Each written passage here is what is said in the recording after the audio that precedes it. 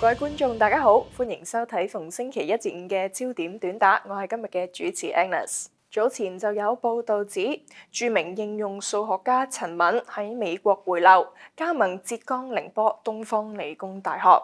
佢嘅丈夫沈哲亦都已經回國，擔任呢一間學校嘅數學科學學院院長。出國讀書工作，然後喺外國落地生根，呢一個情況可能喺以前好常見，但係近年掀起咗中國學者回流潮。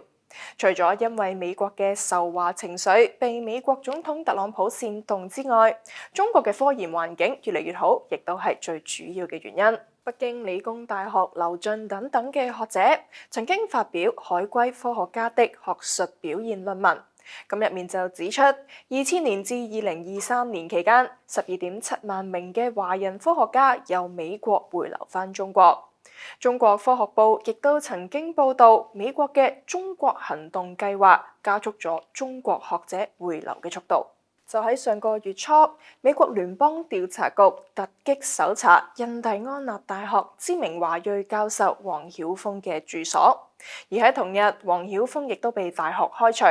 但係 FBI 同埋學校都冇俾出正當嘅理由。黃曉峰喺呢一間大學任職超過20年，就咁樣突然被解僱，引起咗美國華人學者社群嘅恐慌，亦顯示美國針對中國學者嘅行動越嚟越多。2018年11月喺特朗普第一個任期嘅時候，推行中國行動計劃，聲稱要防止中國通過經濟間諜活動同埋知識產權盜竊，特別係針對同中國有關聯嘅科學研究人員同埋學者。但係計劃喺前總統拜登上台之後停止，因為計劃被指種族歧視同埋損害學術自由。但係而家特朗普重新上台，外界懷疑有關計劃已經重新啟動。但係有唔少人唔係因為美國嘅壓迫，而係因為認為國家嘅環境更好而回流返中國。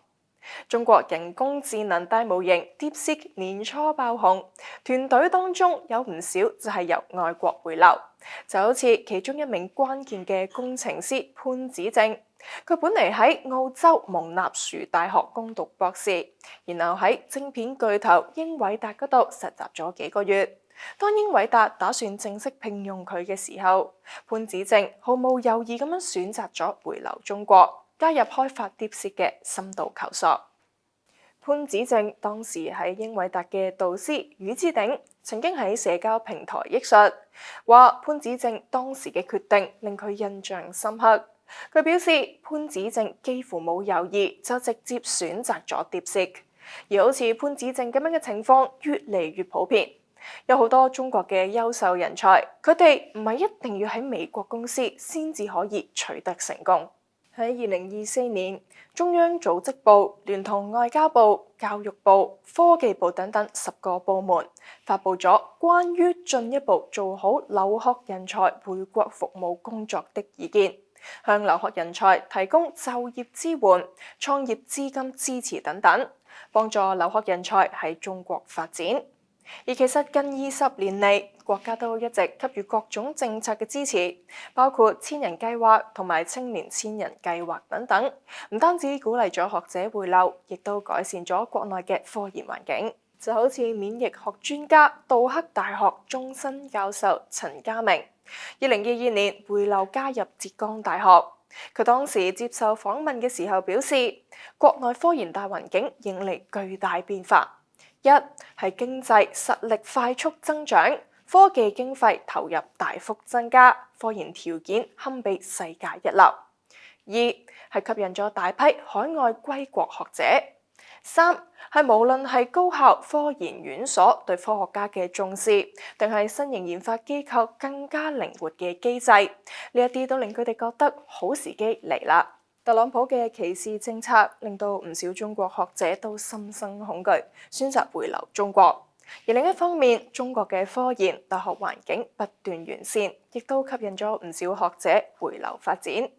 一啲都係推動中國進步嘅力量。